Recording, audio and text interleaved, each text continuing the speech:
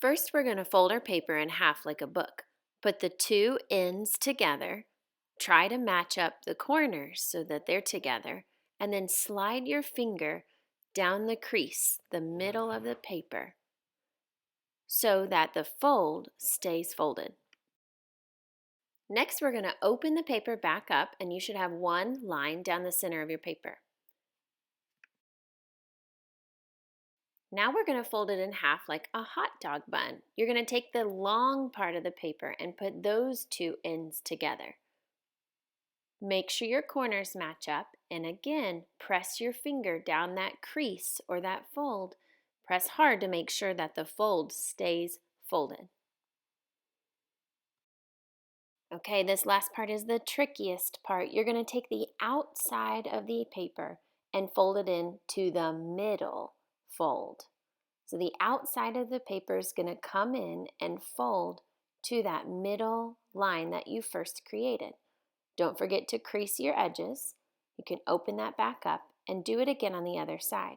The outside edge folds to the middle. So the outside edge is touching the middle of the paper. When you open it up, you should have 8 squares ready to paint.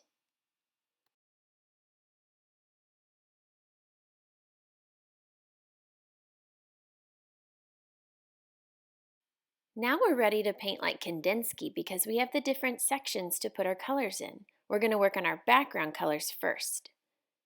Grab a watercolor paint tray, dip your paint inside, and paint one section at a time. Sweep that brush like it's a broom and fill in all the white space of that one section.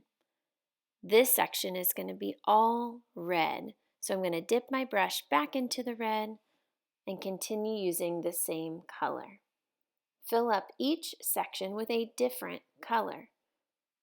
As soon as that section is filled, we'll wash our brush in the water and pick a new color. We want our colors to stand out next to each other. So we don't want to have 2 red squares next to each other because that would not stand out. They would blend in and hide together. Sometimes we say to stay in the lines, and for this one, we have imaginary lines. It's the folds that you made. Those are our lines. Make sure you stay inside your lines and fill your white space. Everybody say, no white space. When you finish painting, if there's a lot of extra paint all over your paper, we can grab a paper towel and tap, tap, tap on top of the paint to get the extra paint off before we put it on the drying rack.